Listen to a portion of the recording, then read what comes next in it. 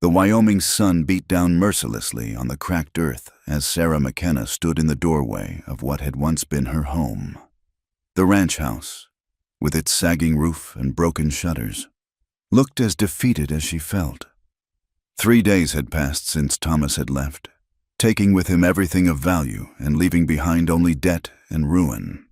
"Sign here," he had said, his voice as cold as a January wind. The papers trembled in her hands as she read the terms. Most of their ancestral land her grandfather had claimed with blood and sweat, would be sold to pay off Thomas's failed speculation ventures back east. All that remained was this broken-down homestead and 40 acres of dust. Sarah's fingers traced the faded wallpaper in the parlor where her mother had once served tea to neighbors. Now the room stood empty, the furniture sold, the memories echoing in the bare corners. Outside, 5 sickly cattle wandered the barren pasture, their ribs showing through patchy hides. The well pump groaned when she worked the handle, yielding only a trickle of rust-colored water. "You should come stay with us," her cousin Martha had urged when word spread through the county about the divorce. "No proper woman lives alone out here." But Sarah had looked Martha straight in the eye and said, "Then I suppose I'll have to become improper." The townsfolk whispered, "Of course," in the general store. Conversations halted when she entered. At church, the pews around her remained conspicuously empty. Mrs. Henderson, the banker's wife, had actually crossed the street to avoid greeting her last Sunday. "Poor thing," she'd overheard them say. "Thomas McKenna left her with nothing but shame and debt. She'll be selling herself in Cheyenne before winter comes."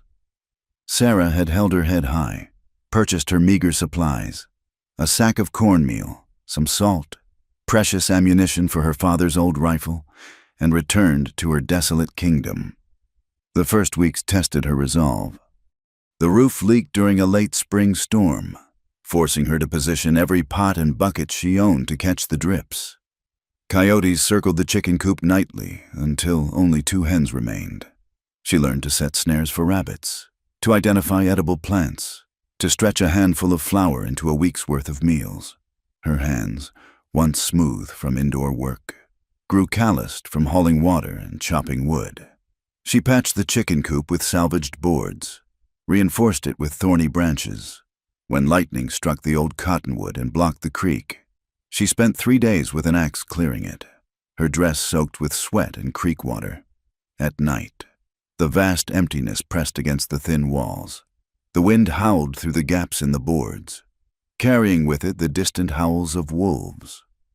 Sarah would lie in her narrow bed, rifle within reach, listening to every creak and groan of the old house. Sometimes she wondered if Thomas had been right, if she was a fool for staying. But when morning came, painting the mountains purple and gold, she remembered why this land mattered. Her grandfather had driven cattle across 1,000 miles to claim this piece of earth.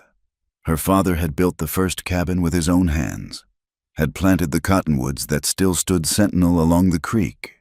This was McKenna land, and she was a McKenna, with or without Thomas. It was during one of those endless scorching afternoons when she first saw the stranger. Sarah had been checking her snares near the creek, finding them empty again, when she heard the sound, a low groan, distinctly human. She found him slumped against a boulder near the old swimming hole, blood seeping through his shirt. His horse was nowhere to be seen. A revolver lay just out of his reach, and his face was gray with pain and loss of blood. Sarah's first instinct was to run. A wounded stranger meant trouble, and trouble was the last thing she needed. But as she turned to leave, he opened his eyes, gray as storm clouds, and tried to speak. "Please," he managed. Though the word cost him, she should have left him, should have ridden to town and let the sheriff handle it. Instead, she found herself kneeling beside him, pressing her hand against the wound in his side. "Who shot you?" she asked. He shook his head slightly. "Doesn't matter. They're gone." Sarah made her decision. She couldn't lift him alone, but she managed to fashion a travois from branches and her own petticoat. It took 2 hours to drag him back to the ranch. stopping frequently when his breathing grew too labored. By the time she got him into the old tack room, the sun was setting and they were both exhausted. The bullet had passed through, which was fortunate. Sarah had helped her father tend injured ranch hands before, though never a gunshot wound. She cleaned it with the last of her whiskey, packed it with clean cloth, and prayed infection wouldn't set in. For 3 days he drifted in and out of consciousness. Sarah fed him broth made from a precious chicken, changed his bandages, and wondered what kind of trouble she'd invited into her life. His clothes, though trail-worn, were of good quality. His hands bore the calluses of a man who worked hard, but also the scars of someone who'd lived by the gun. On the 4th day, he woke properly. Sarah was mixing cornmeal mush over the fire when she heard him trying to sit up. "Don't," she said without turning. "You'll tear the stitches." "Stitches." His voice was rough but stronger. "You're lucky I knew how to sew more than just samplers." He was quiet for a moment. Then, "Why?" Sarah finally looked at him. In the dim light of the tack room, his face was all angles and shadows. "Why what? Why help me? You don't know me." "No," she agreed, stirring the pot. "But I know what it's like to be left for dead." He studied her then, taking in her worn dress, her work-roughened hands, the determined set of her jaw. "Jack," he said finally. "Name's Jack." "Sarah." She divided the mush between 2 bowls, handed him one. "And you're going to tell me who was shooting at you." Jack ate slowly, carefully. "Man named Coulter. I was tracking him for the law. Caught up with him near Devil's Canyon." He paused. "Turned out he had friends." "You're a bounty hunter." It wasn't a question, but he nodded. I think my hunting days might be done." Sarah noticed he didn't say why Coulter was wanted, and she didn't ask. In this country, sometimes not knowing was safer. As Jack slowly healed, an uneasy routine developed. He insisted on helping with chores despite her protests, fixing the pump handle, patching the worst of the roof leaks. He had a way with the cattle, coaxing them to better grazing spots. And his presence seemed to discourage the coyotes. They spoke little at first. Sarah wasn't used to company, and Jack seemed to prefer silence. But gradually, over shared meals of rabbit stew and wild greens, conversation came. He told her about tracking outlaws through the territories, about nights under stars so thick you could walk on them. She found herself talking about the ranch in better days, about her father's dreams of breeding horses, about everything except Thomas. "You're alone here," Jack observed one evening as they sat on the porch, watching thunderheads build over the mountains. "Yes, that's dangerous for a woman." Sarah's jaw tightened. "It's dangerous for anyone. I manage. I didn't mean—" He stopped, started again. "You're tougher than most men I've known." She looked at him then, really looked at him. The setting sun caught in his eyes, turned them to silver. There was something in his expression she couldn't quite name. Respect, maybe, or recognition. "We're all tough until we're not," she said quietly. The storm that had been building finally broke that night. Rain pounded the roof, found every gap and weakness. Sarah woke to water dripping on her face and dragged her bed to the only dry corner. In the morning, she'd find more buckets, patch more holes, continue the endless battle against decay. But that night, with lightning illuminating the world in stark flashes and thunder shaking the walls, she heard Jack moving in the tack room. He appeared in her doorway, favoring his injured side. "Your roof's worse than mine," he said. "Kitchen's still dry." They spent the rest of the night there, sitting by the stove, not touching but aware of each other's presence in a way that made the air feel charged with more than just storm electricity. Sarah found herself studying his profile in the lamplight, the way his hands moved when he added wood to the fire. "This place means everything to you," he said. It wasn't a question. "It's all I have left." "No." He turned to look at her. "That's not what I mean. You could sell, even now. Take what little you'd get and start over somewhere. But you won't." Sarah pulled her shawl tighter. "My grandfather used to say that land owns you as much as you own it. This place—" She paused, searching for words. This place has 3 generations of McKenna sweat and tears in its soil. I won't be the one to let it go." Jack nodded slowly. "I had a place once, small farm in Missouri, lost it after—" He stopped, his face closing off. Sarah waited, but he didn't continue. "After a while," she asked, "is that when you started hunting?" "Something like that." The storm passed near dawn. Leaving the world washed clean, Sarah stood in the doorway, breathing the sage-scented air, watching the sun paint the wet earth gold. Behind her, she heard Jack moving carefully, favoring his wound but determined to help with morning chores. "I should move on soon," he said quietly. "I've brought you enough trouble." Sarah didn't turn around. "You've brought no trouble, and you're not healed yet." "Sarah, the tack room's yours as long as you need it," she said firmly. "Though I could use help fixing the roof if you're staying." She heard what might have been a soft laugh. "You drive a hard bargain, Mrs. McKenna." "It's Miss McKenna now," she said, and was surprised to find the words came easy. "And I've learned to take help where I can find it." As she headed to the chicken coop, she caught a glimpse of a reflection in a puddle. The woman looking back was thinner than she'd been 3 months ago, her dress patched and repatched, her hair escaping its pins. But there was something in her eyes that hadn't been there when Thomas left. A hardness, perhaps, or maybe just the first glimmer of belief that she might actually survive this. Behind her, Jack began working the pump handle, and for the first time since she'd stood in that empty house, Sarah didn't feel entirely alone. The morning ritual of changing Jack's bandages had become strangely intimate. Sarah would enter the tack room with fresh cloth and her dwindling supply of carbolic, and Jack would wordlessly remove his shirt, exposing the angry red wound that was slowly, stubbornly healing. "It's looking better," she said, her fingers gentle as she cleaned around the stitches. "Less inflammation, thanks to you." His voice was low, and she could feel his eyes on her face as she worked. "Hold still," she murmured, though he hadn't moved. The small room felt too warm despite the cool morning air. Over the past 2 weeks, Jack had proven himself useful in ways she hadn't expected. His hands, which she'd assumed only knew violence, were surprisingly skilled at repair work. He'd reinforced the chicken coop so thoroughly that she'd actually gained 3 new hens from eggs that finally had a chance to hatch. The roof still leaked, but only in a few places now instead of seeming like a sieve. "You should have been a carpenter," Sarah said as she tied off the new bandage.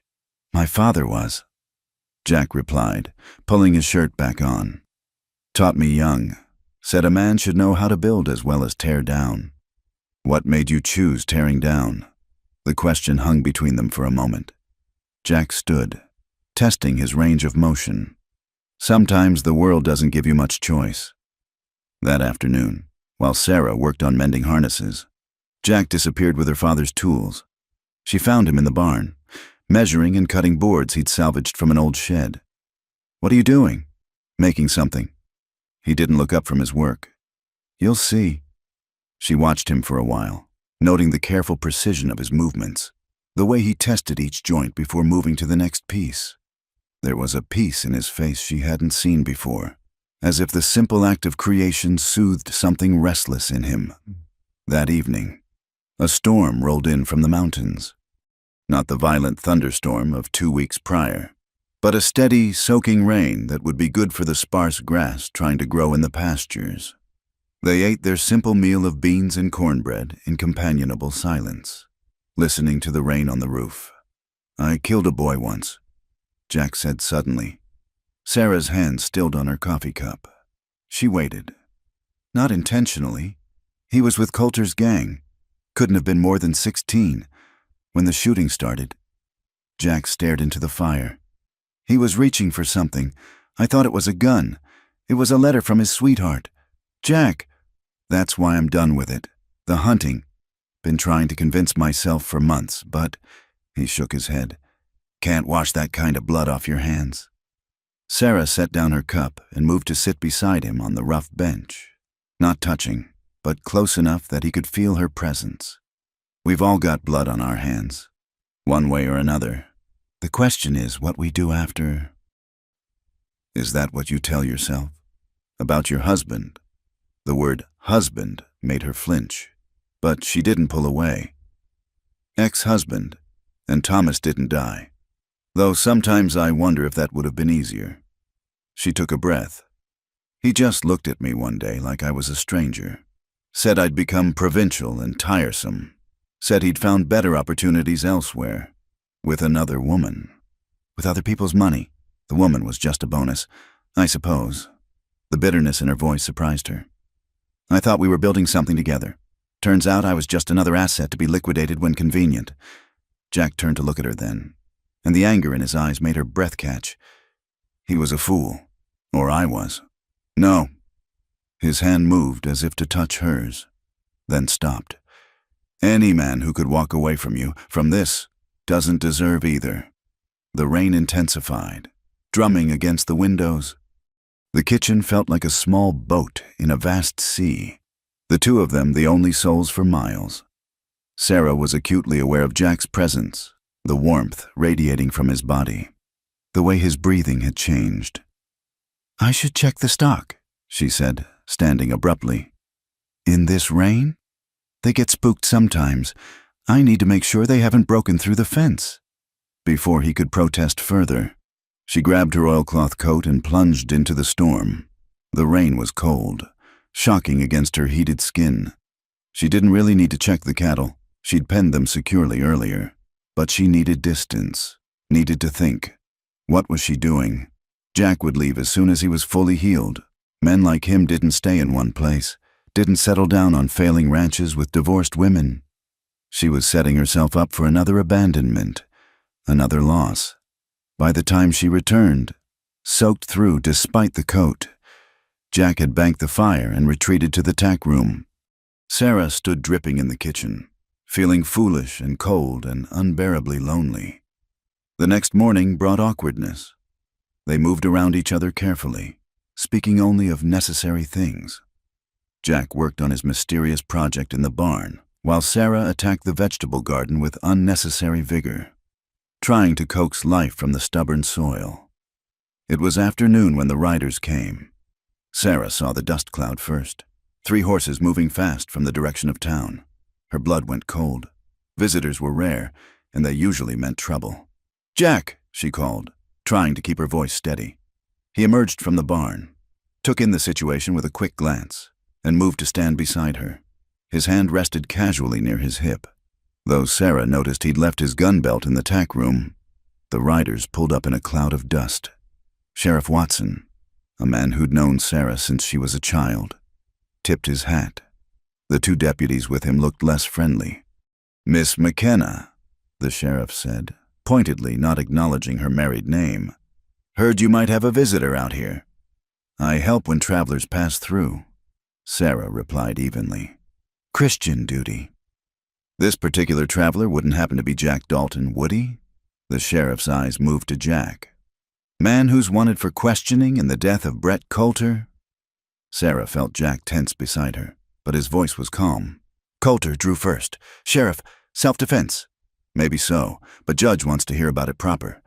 Coulter had family, influential family. They're making noise. Since when is self-defense a crime?" Sarah stepped forward, her chin raised. "Mr. Dalton was wounded defending himself. He's been recovering here while doing honest work." The sheriff's expression softened slightly. "Sarah, you don't want to get mixed up in this. I'm already mixed up in it. This man has done nothing but help me keep this ranch running. If you want to question him, do it here." One of the deputies snorted. "Harboring a fugitive is a serious crime, ma'am." "He's not a fugitive if he hasn't been charged with anything." Sarah shot back. "Last I heard, this was still America, where a man is innocent until proven otherwise." The sheriff raised a hand to quiet his deputy. "Nobody's arresting anybody today, but Mr. Dalton, I'd strongly suggest you come to town voluntary-like in the next few days. Tell your side of things. Better than having us come back with papers." Jack nodded slowly. "I'll consider it." After they left, Sarah's hands wouldn't stop shaking. Jack guided her to the porch steps, made her sit. "You shouldn't have done that," he said quietly, "getting between me and the law." They had no right. They had every right. And you don't need the kind of trouble I bring. He sat beside her, his shoulder brushing hers. I should go tonight. No. Sarah. No. She turned to face him. You walk out that door now, and they'll hunt you down like an animal. You go to town, tell your story proper, with me as a witness to your character. That's how you beat this. Your reputation. My reputation was ruined the day Thomas left me. I might as well get some use out of being a scandalous woman. That almost brought a smile. You're the least scandalous woman I've ever met.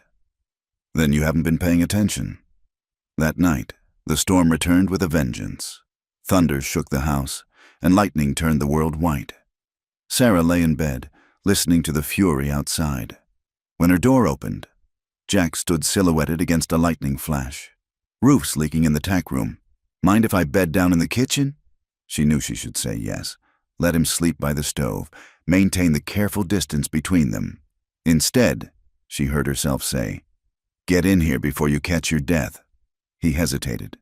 Sarah, just sleep. Jack, the bed's big enough. He moved carefully in the darkness, settling on top of the covers fully clothed. They lay there, inches apart but not touching, as the storm raged around them. Tell me about Missouri, Sarah said into the darkness. Not much to tell. Small farm, like I said. Corn, mostly. Some hogs. Family? Parents died when I was 20. Fever took them both the same winter. Sister married and moved to California. Haven't heard from her in years. And the farm? A long pause. Burned. During the war. Came back from Shiloh to find nothing but ashes. Sarah turned on her side. Could just make out his profile in the darkness. Is that when you started hunting? Had to eat. Turned out I was good at finding people who didn't want to be found. His head turned toward her. What about you? You've never said why Thomas left. I told you. He got bored. That's what he said. What's the truth? Sarah was quiet so long Jack thought she wouldn't answer. Then, softly, I couldn't give him children. 3 years of trying and nothing. The doctor said, well, it doesn't matter what he said. Thomas wanted sons to carry on his name, his ambitions. When he realized I couldn't give him that, he left. He found someone who could. She's 17 and pregnant with his child, last I heard. The words came out steady, but Jack heard the pain underneath. Without thinking, his hand found hers in the darkness. Sarah, don't. But she didn't pull away. Just, don't. They lay there, hands clasped, as the storm slowly passed. When dawn came, pale and watery through the remaining clouds, they were still that way, fully clothed, barely touching except for their intertwined fingers. But something fundamental had shifted between them. Jack rose first, careful not to wake her, but Sarah's eyes opened as he moved.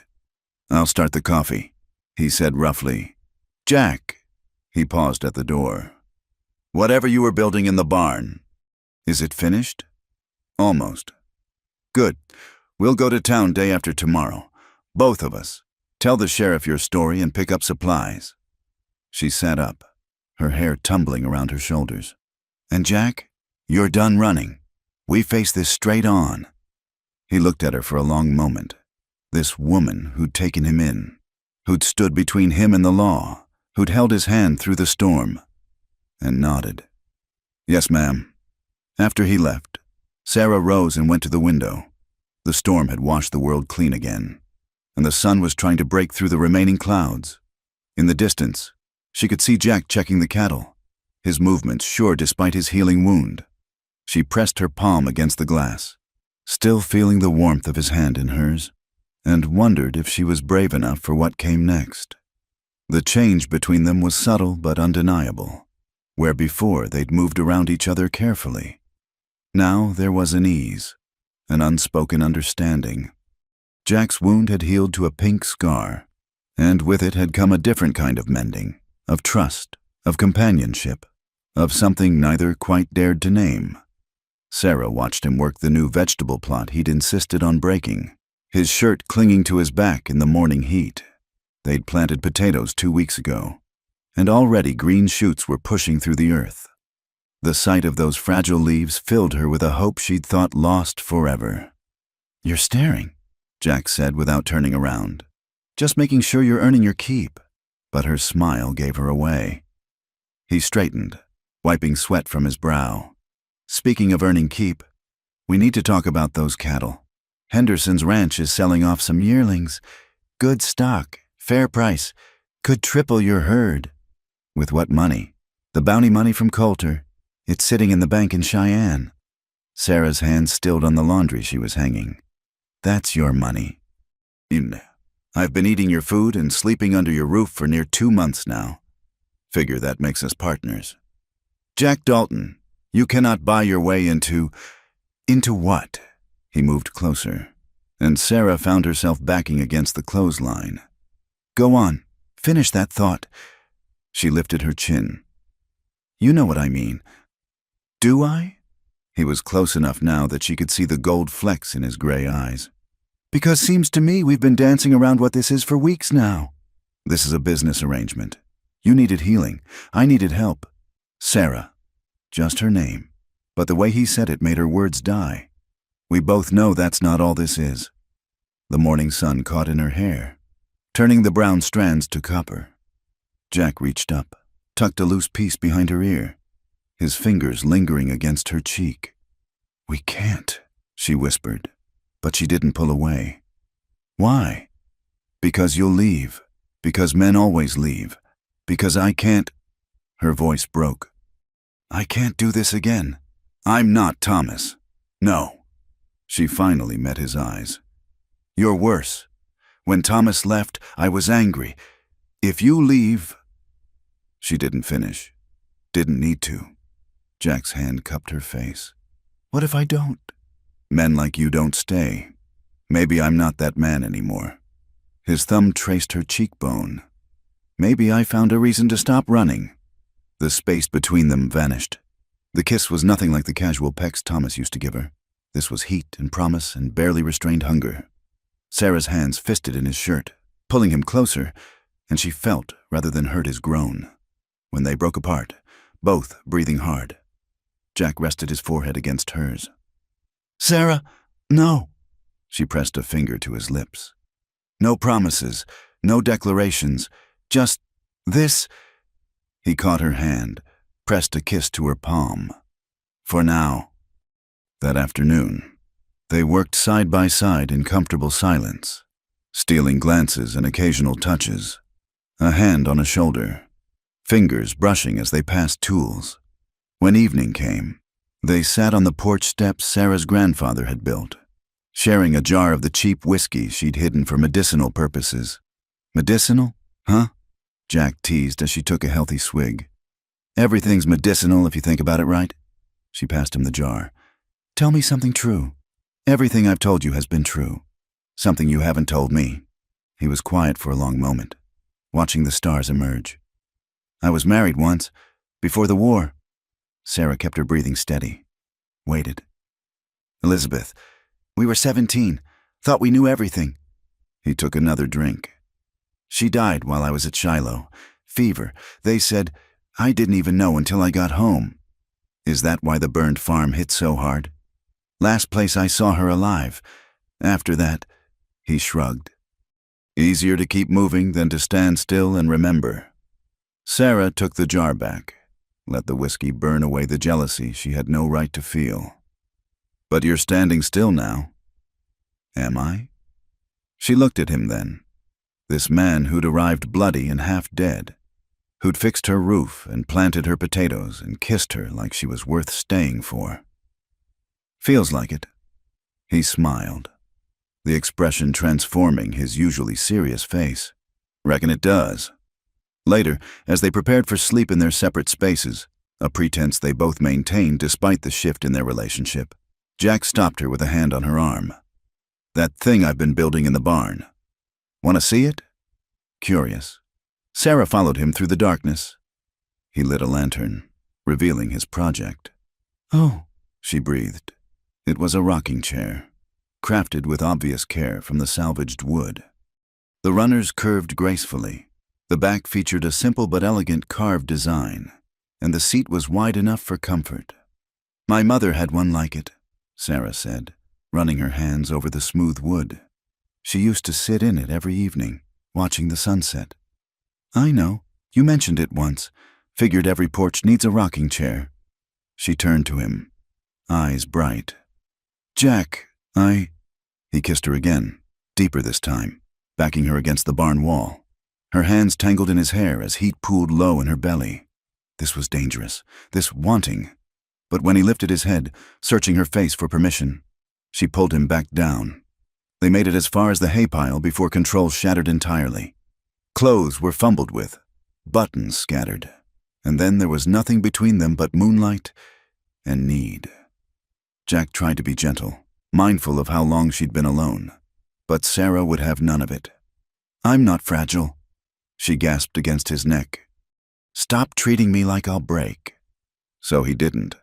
He loved her with an intensity that matched her own, until she cried out into the night and he followed her over the edge, her name on his lips like a prayer.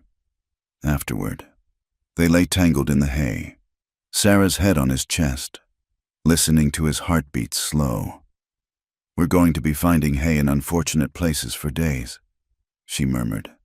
His laugh rumbled through her. "Worth it?" She traced lazy patterns on his skin. "This doesn't change anything. You know, about going to town tomorrow." "I know." "Good." She lifted her head to look at him. "Because if you think I'm the kind of woman who gets distracted by a tumble in the hay," he silenced her with another kiss. "I think you're exactly the kind of woman who'd shoot me if I tried to run now." "Glad we understand each other." They dressed slowly, reluctantly, stealing kisses and touches. At the house, Jack hesitated. "Stay," Sarah said simply. "In my bed." Properly this time. So he did, and if they didn't get much sleep, neither complained. Morning came too soon, bringing with it the trip to town. Sarah dressed carefully in her best remaining dress, faded blue calico that had seen better days but was clean and pressed. Jack wore his own clothes, mended and washed, his gun belt conspicuously absent. "Ready?" he asked as she pinned up her hair. "No, but we're going anyway." The ride to town took 2 hours. They talked little, but Jack kept his horse close to hers, occasionally reaching over to squeeze her hand. Sarah kept her back straight, her expression calm, but inside, her stomach churned. The townspeople stared as they rode down Main Street. Conversation stopped. Curtains twitched. Sarah heard her name whispered from doorways and forced herself not to react. Sheriff Watson was waiting at the jail, looking older than his years. "Jack, Miss McKenna."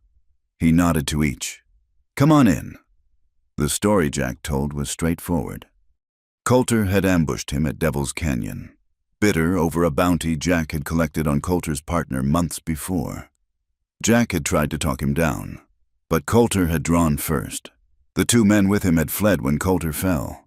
"Any witnesses?" the sheriff asked. "Just the buzzards."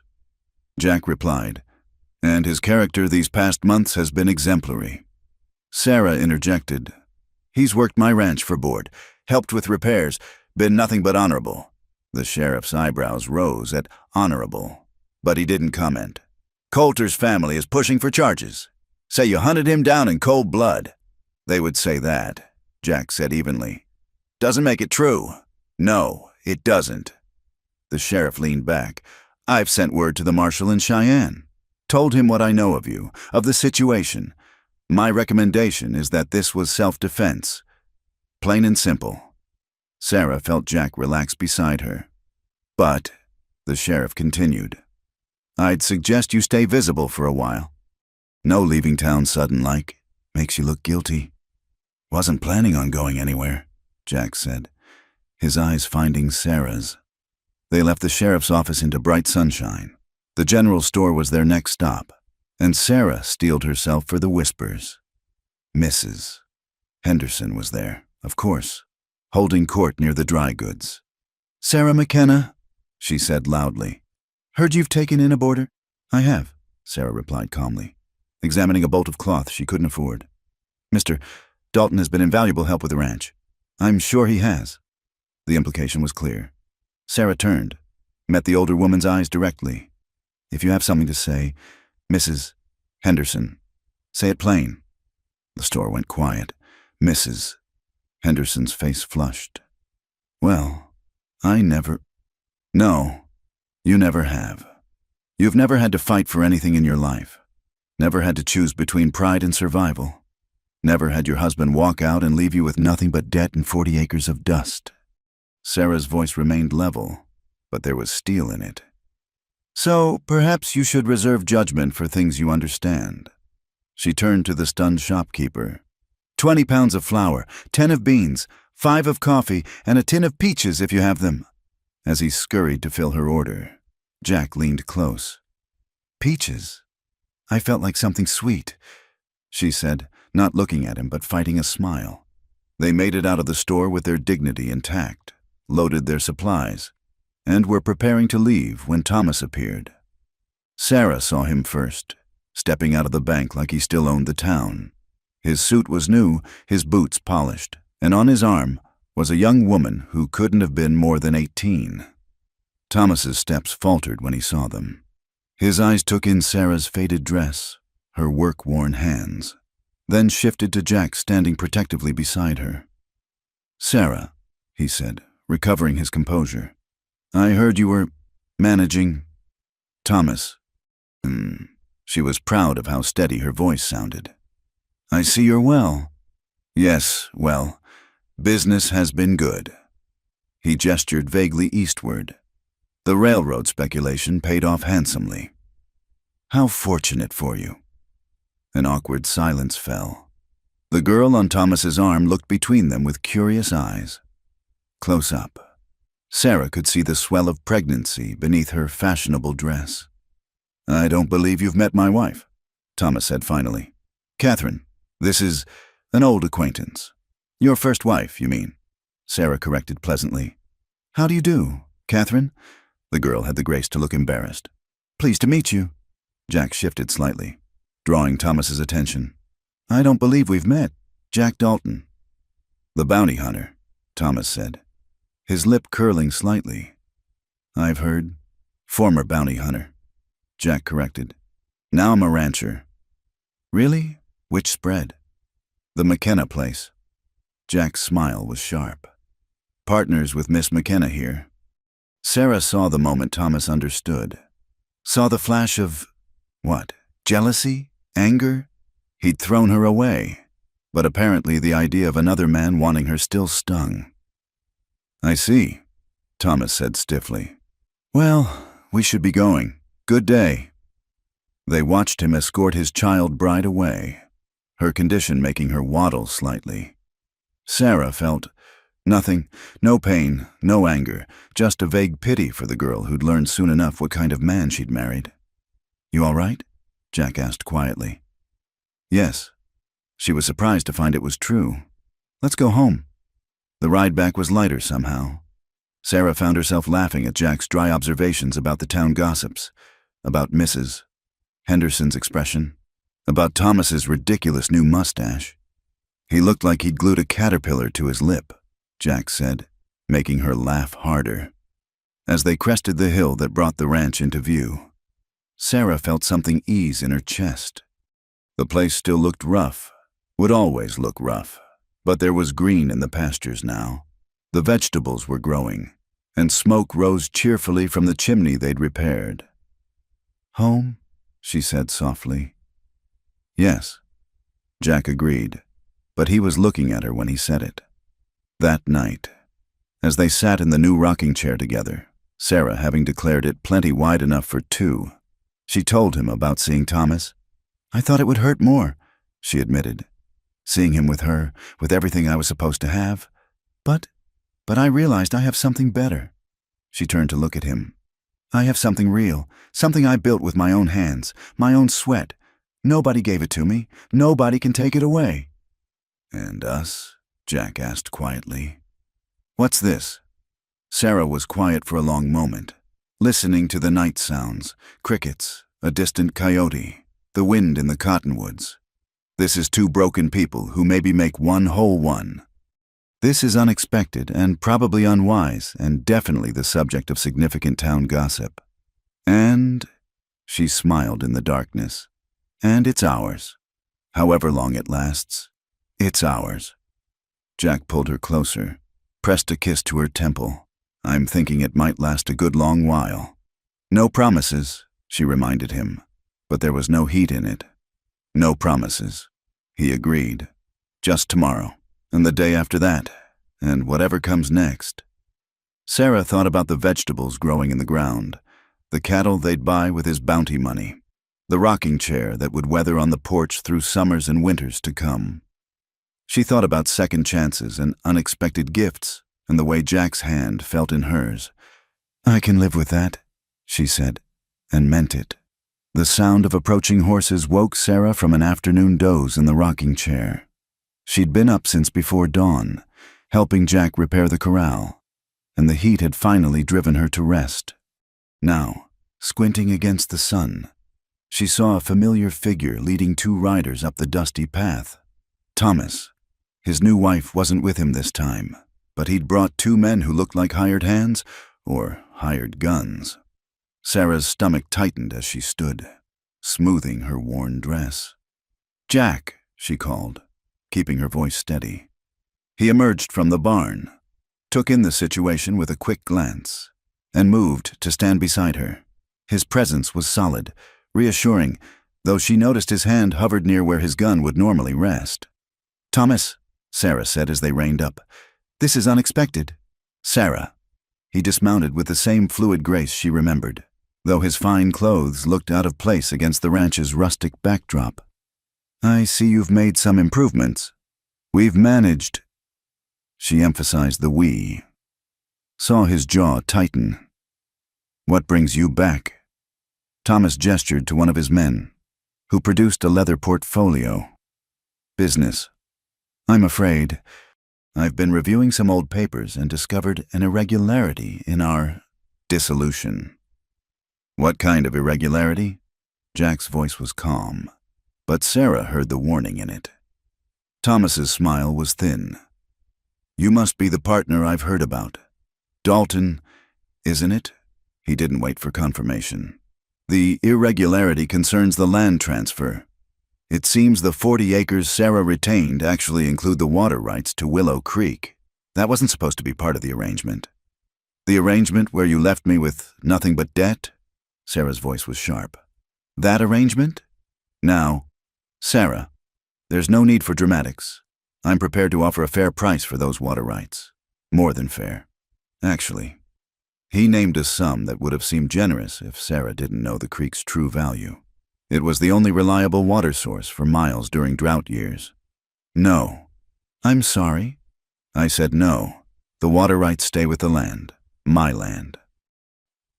Thomas's carefully pleasant expression slipped. Be reasonable.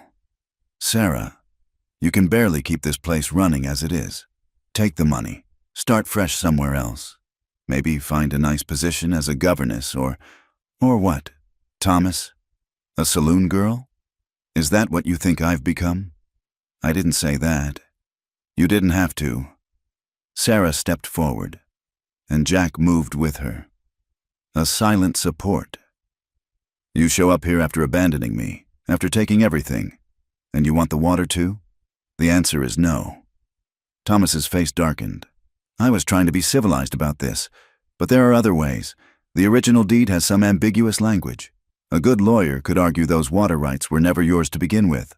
Then argue it in court, Jack said quietly. If you think any judge in Wyoming would side with a man who abandoned his wife and left her with his debts, you're welcome to try. One of Thomas's men shifted in his saddle, his hand moving toward his sidearm. Jack's stance changed subtly, and suddenly the air felt charged with potential violence. No need for unpleasantness, Thomas said, though his eyes were cold. I'll give you a week to reconsider. Sarah, after that, well, this land can be dangerous for a woman alone. She's not alone, Jack said. No, I suppose she's not, for now. Thomas remounted, looked down at them with something between pity and contempt. You always were too stubborn for your own good, Sarah. I hope your new friend here appreciates that quality more than I did. They watched the three riders disappear into the heat shimmer, dust slowly settling in their wake. Sarah realized she was trembling, not from fear, but from rage. That bastard, she hissed. That absolute bastard. He takes everything, leaves me with scraps, and now he wants those too? Jack's hand found her shoulder. He's not getting them. You heard him. Lawyers, courts. He has money for that. I don't. Sarah. He turned her to face him. He's not getting them. Trust me. That night, after a tense dinner where neither ate much, they sat on the porch watching storm clouds build over the mountains. The air was heavy, electric, matching Sarah's mood. I can't do this again, she said quietly. I can't lose everything again. You won't. You don't know Thomas. When he wants something, he finds a way to get it. That's how he ended up with most of the ranch in the first place. Convinced me it was for our future, for our children. She laughed bitterly. The children I couldn't give him. Jack was quiet for a moment. Then, tell me about the water rights. Why are they so important? Sarah explained about the creek, how it ran year-round even in the driest seasons, how the surrounding ranches had to rely on wells that often ran dry by August. With those water rights, a man could control grazing for miles around. So, that's his game, Jack mused. Not just the water, but the power that comes with it. He always did like power more than anything. Sarah pulled her shawl tighter as the wind picked up. I was just too young and stupid to see it.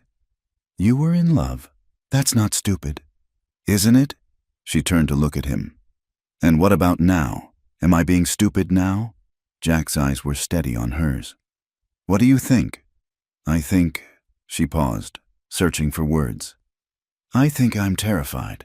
Not of Thomas, not really, but of hoping, of believing things could be different. He pulled her close, and she let herself lean into his warmth. Can I show you something? Curious. She followed him to the barn. In the back corner, behind the hay bales, he'd hidden a strongbox she hadn't seen before. Inside were papers, deeds, certificates, legal documents. Been doing some research in town, he said, talking to the land office, the recorder. Your grandfather was a smart man. Sarah, he filed those water rights separately, made sure they were ironclad tied to this parcel. Thomas can threaten all he wants, but legally, he doesn't have a leg to stand on. Sarah stared at the papers, then at Jack. You did this for me? Did it for us. This ranch, this life we're building, it's worth protecting. He paused. Besides, I've dealt with men like Thomas before. They're all bluster until someone stands up to them. She kissed him then, pouring all her gratitude and fear and hope into it. When they broke apart, breathless, she managed a shaky smile. Thank you. Don't thank me yet. We still have to deal with whatever he's planning. The storm broke that night with spectacular fury. Rain pounded the roof, and lightning turned the world into a series of stark photographs. They made love with the same intensity, as if matching the storm's passion with their own. Sarah clung to Jack as thunder shook the walls, her nails marking his back, his name a prayer on her lips. Later, tangled in sheets and each other, she traced the scars on his chest, old wounds from his hunting days, each with a story. This one? Knife fight in Amarillo. Man didn't want to come peaceful. And this? Bullet Graze, Colorado, jumped by claim jumpers who thought I had gold. She found the newest scar, the one she'd helped heal. This one I know. That one saved my life. He caught her hand, pressed it flat against the mark. Led me here. Jack, I love you. Sarah. The words hung in the air between them. Sarah's breath caught. They'd been so careful, dancing around feelings, making no promises, but here in the darkness, with the storm finally passing and dawn not far off, pretense seemed pointless. I love you too, she whispered. God help me, I do. He rolled her beneath him, kissed her with a tenderness that made her eyes burn. This time their joining was slow, sweet, a seal on words finally spoken. Morning brought a different kind of storm. Sarah woke to the sound of horses, many horses. She scrambled for clothes as Jack was already at the window, peering through the curtains. "How many?" she asked. "6, maybe 7. Thomas and his men, plus some others." They dressed quickly, grimly. Sarah checked the load on her father's rifle while Jack strapped on his gun belt. He'd cleaned and oiled it the night before, as if anticipating trouble. "Stay inside," he said. "Like hell." Despite the situation, his lips quirked. "Figured you'd say that." "All right, but stay behind me." They stepped onto the porch together to find Thomas had brought what looked like a small army, besides his 2 hired guns from yesterday. There were 4 rough-looking men Sarah didn't recognize. Thomas himself sat his horse with infuriating confidence. "Morning, Sarah. Dalton." He touched his hat mockingly. "I've brought some associates who specialize in property disputes. Thought we might resolve this quickly." "Nothing to resolve," Sarah said. "I told you no. See, that's where you're wrong." Thomas produced a paper. "This is a lien notice. Seems there are some outstanding debts from our marriage that are technically still your responsibility. Unless you can pay immediately, and we both know you can't, I'm within my rights to seize assets. Those debts were yours." Sarah spat. "From your failed speculation. Our debts, my dear. That's what marriage means. Community property. Community obligations." His smile was vicious. "Of course, if you were to sell me those water rights, the proceeds would cover the debts nicely." One of the rough-looking men dismounted, started toward the porch. "Why don't we discuss this inside, ma'am? More comfortable-like." Jack's gun cleared leather so fast the man froze mid-step. "That's close enough." Now, Thomas said, though his men were suddenly very alert. "No need for violence. We're all civilized people here." "Civilized people don't bring 7 men to intimidate 1 woman, Jack said, his gun steady. "1 woman and her hired killer. You mean partner," Sarah corrected. "And you're trespassing. All of you. Get off my land." Thomas's face darkened. "You always were too proud. Sarah, it's what made you such a disappointment as a wife. A woman should know her place." "I do know my place. It's right here, on my land, with the man I choose." She stepped beside Jack, rifle in hand. "And you're not welcome here." The tension stretched taut. 7 men, 2 defenders. Sarah's hands were steady on the rifle, but her heart hammered. She saw Thomas's men exchanging glances, calculating odds. Then, from the road, came the sound of more horses. Sheriff Watson appeared with 3 deputies, riding hard.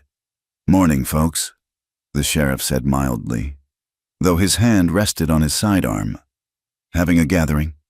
"Sheriff," Thomas said smoothly, "just conducting some business." 7-on-2 business? The sheriff's eyes were hard. "Looks more like intimidation to me, maybe even attempted theft."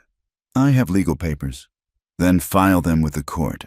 This isn't the Wild West anymore. McKenna, we do things proper now." He looked at the hired guns. "And you boys might want to reconsider your employment.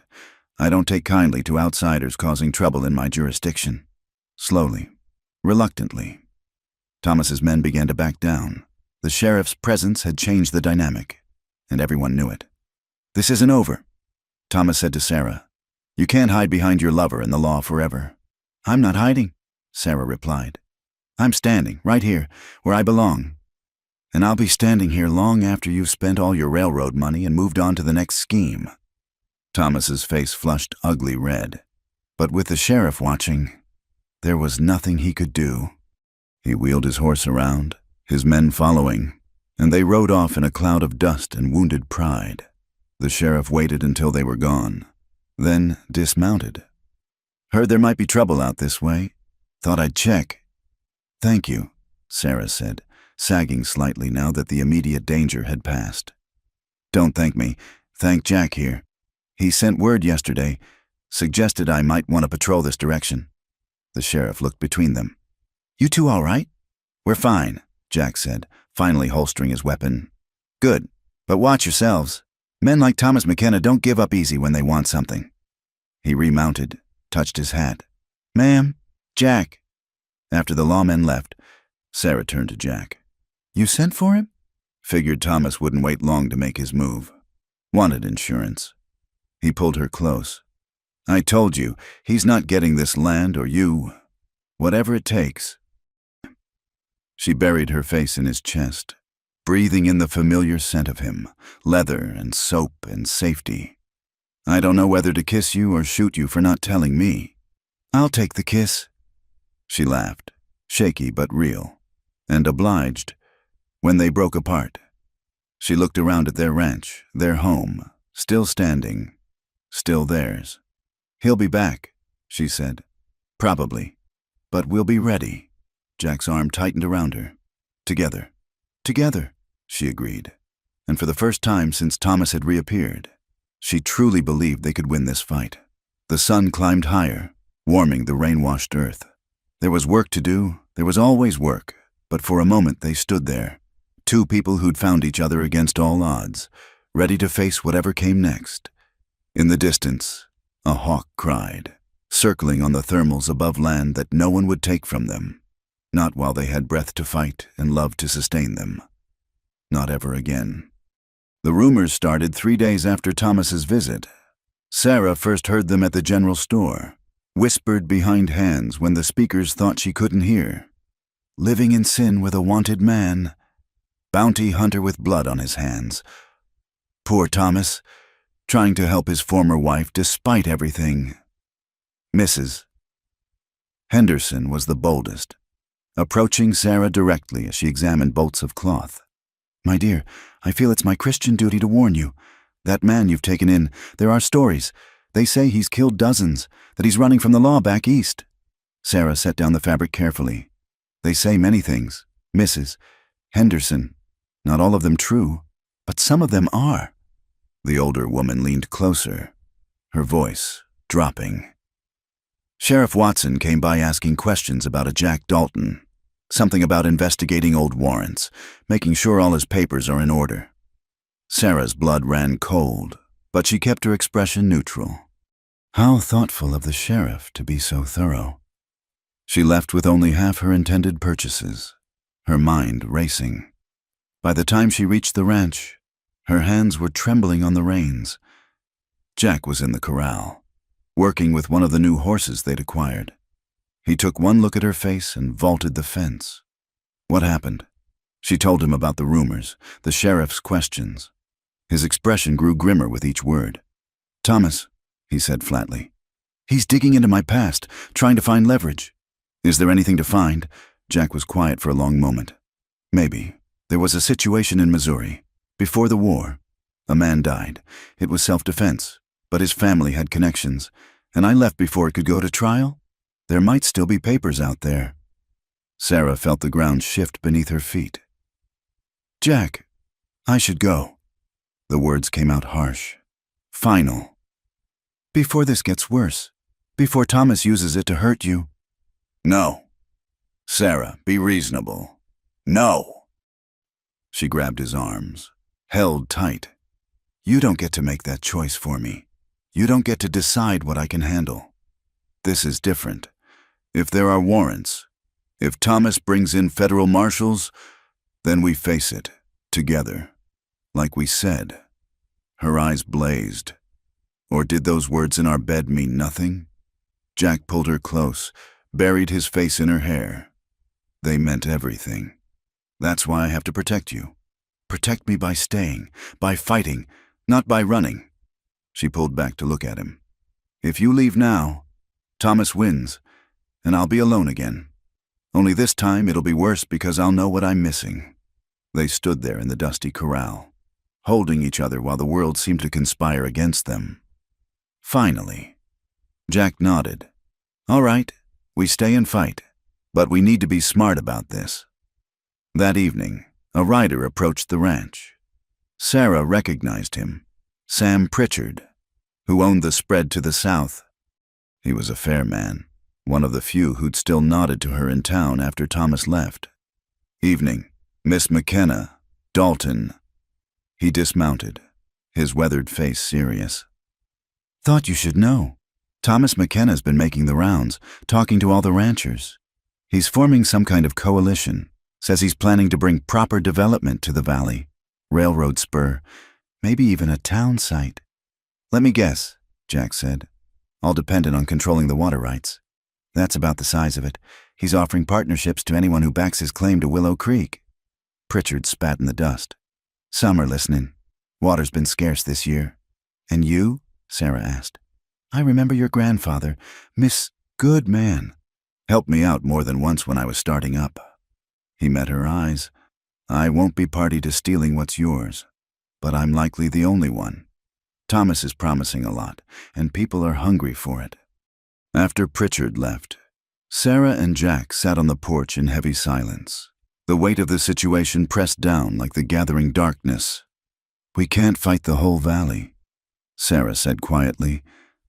"No, but maybe we don't have to." Jack leaned forward, thinking. What if we made our own partnerships, shared water access in exchange for support? Give away what Thomas is trying to take. Not give away, share. Your grandfather helped build this community. Remind them of that.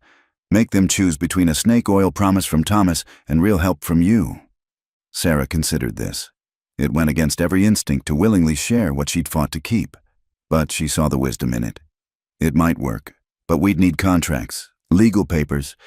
I know a lawyer in Cheyenne. Honest man. He could draw something up. Can we afford it? We'll make it work. 2 days later, they set their plan in motion. While Jack rode to Cheyenne, Sarah visited the smaller ranchers, the ones struggling most with water shortage. She wore her best dress, held her head high, and made her offers. Access to Willow Creek 3 days a week, on a rotating schedule. In exchange, you publicly support my claim to the water rights and refuse any deal with Thomas. Some turned her down flat, too afraid of Thomas or too tempted by his promises. But others, the ones who remembered her family, who'd seen Thomas's true nature, agreed. Mary Walsh, whose husband had died last winter, leaving her with 3 children and a failing ranch, actually cried when Sarah explained the terms. "You'd do this? After how folks have treated you? We're neighbors," Sarah said simply. "That should mean something." By the time Jack returned with the legal documents, Sarah had commitments from 4 families. Not a majority, but enough to complicate Thomas's plans. That night, they celebrated quietly with the good whiskey, toasting each small victory, but their peace was short-lived. Sarah woke to the acrid smell of smoke. She shook Jack awake, and they stumbled outside to see orange flames licking at the barn's far wall. "The horses!" Sarah ran for the burning building, Jack right behind her. Together they fought to free the terrified animals, choking on smoke, dodging falling timbers. They saved all but one, the old mare Sarah's father had given her as a girl. By the time the fire was controlled, dawn was breaking. They stood exhausted and soot-stained, watching the last of the smoke rise into the lightning sky. "This wasn't an accident," Jack said grimly. Sarah nodded, too heartsick for words. Half the barn was destroyed, along with most of their winter feed. It would take everything they had to rebuild. Sheriff Watson arrived mid-morning, but his investigation was perfunctory. No evidence of who might have done it. Could have been a dropped lantern, spontaneous combustion in the hay. "It was arson, and you know it," Jack said flatly. "Knowing and proving are different things." The sheriff looked genuinely regretful. "I'm sorry, but without witnesses or evidence." After he left, Sarah sank onto the porch steps. "We can't keep this up. He'll burn us out piece by piece." "No," Jack said firmly. "He's getting desperate. This proves it. Men like Thomas only resort to violence when they're losing, or when they're winning and want to finish it." Jack sat beside her, took her smoke-stained hands in his. "Do you trust me?" "You know I do." "Then trust me now. I have an idea." His idea was dangerous. Use himself as bait to draw out Thomas's hired men. Catch them in something the sheriff couldn't ignore. "Absolutely not," Sarah said. "Hear me out. Thomas is too smart to dirty his own hands. But these men he's hired, they're different. They're used to solving problems with violence. If I make myself a target, seem vulnerable, they'll kill you. They'll try. His smile was sharp. I've survived worse. They argued for hours. But in the end, Sarah knew he was right. They needed to force Thomas's hand, to make him overplay his cards. The plan was simple. Jack would ride to town alone, make himself visible, maybe drink a little too much at the saloon. Meanwhile, Sarah would stay at the ranch with Sam Pritchard and his son standing guard, men she could trust. I hate this, she said as he prepared to leave. I know. He kissed her, long and deep. But it ends tonight, one way or another. Sarah spent the longest evening of her life pacing the porch, rifle in hand. Pritchard tried to distract her with stories, but she barely heard him. Every sound made her heart race. Was that horses? Gunshots? It was near midnight when riders appeared on the road. Sarah raised her rifle, then lowered it as she recognized Jack's horse. But something was wrong. There were other riders with him, and Jack was slumped in the saddle. It's all right, Sheriff Watson called out as they approached. He's just winged. They helped Jack down, and Sarah gasped at the blood on his shirt. What happened? Your man's plan worked, the sheriff said grimly. Thomas's hired guns jumped him outside town. What they didn't know was that I had deputies waiting. He gestured to the other riders, 2 men in shackles. Caught them red-handed. They're already talking, trying to save their own skins. Thomas paid them to run you off, burn you out if necessary. Thomas, Sarah asked, though she knew the answer, lit out for the territory when word reached him. But I've got wanted posters going out. He won't get far. Sarah barely heard the rest. She was focused on Jack, on the bullet graze across his ribs, on getting him inside and tended. Later, after the sheriff and his prisoners were gone, after Jack's wound was cleaned and bandaged, they lay together in the darkness. You reckless fool, Sarah whispered. You could have been killed. But I wasn't. He pulled her closer. And Thomas is gone. The ranch is safe. You're safe. We're safe, she corrected. And if you ever do something that stupid again... He silenced her with a kiss that led to careful, tender lovemaking, mindful of his injury but needing the affirmation of life, of victory, of survival. In the morning, word spread quickly through the valley. Thomas McKenna was a wanted man. His promises revealed as hollow as everyone should have known they were. The ranchers who'd been wavering came to Sarah, shamefaced but grateful for her offer of water access. Mary Walsh brought a cake. Sam Pritchard offered lumber for the barn. Even Mrs. Henderson appeared, not quite apologizing, but offering a bolt of good cloth for when there's something to celebrate. Sarah stood on her porch, their porch, watching neighbors she'd thought lost to her working alongside Jack to clear the burned timber. This was what Thomas had never understood. That community wasn't built on schemes and promises, but on sweat and trust and common purpose. Regrets? Jack asked, joining her. None, she said firmly. You? Just one. He pulled something from his pocket. A simple gold ring. Should have done this sooner. Sarah's breath caught. Jack, I know we said no promises, but Sarah, I'm done running. Done being alone. This place, this life, you. It's everything I never knew I wanted. He took her hand. Marry me. Make an honest man of me. Make this partnership official. Sarah looked at the ring. At Jack, at the land stretching out before them, scarred but surviving, challenged but not broken. You sure you want to tie yourself to a scandalous divorcee with a burned barn and more debts than cattle? I'm sure I want to tie myself to the strongest, stubbornest, most magnificent woman I've ever met. The rest is just details. She kissed him then, in full view of everyone, not caring about propriety or gossip. When they broke apart, she was crying and laughing at once. Yes, she said. Yes, to all of it. The neighbors cheered, and someone produced a fiddle, as music filled the air and people who'd once shunned her now celebrated with her. Sarah felt something she'd thought lost forever. Hope, not just for survival, but for joy, for fullness, for a life rebuilt from ashes into something stronger and more beautiful than before. Thomas was gone. But he'd been wrong about one thing. She had never been alone. She'd had the land, the legacy of her family, and the steel in her own spine. And now she had Jack, and a community reminded of what mattered, and a future bright with possibility. The barn would be rebuilt, the ranch would prosper, and Sarah McKenna, soon to be Sarah Dalton, would never again doubt her place in the world.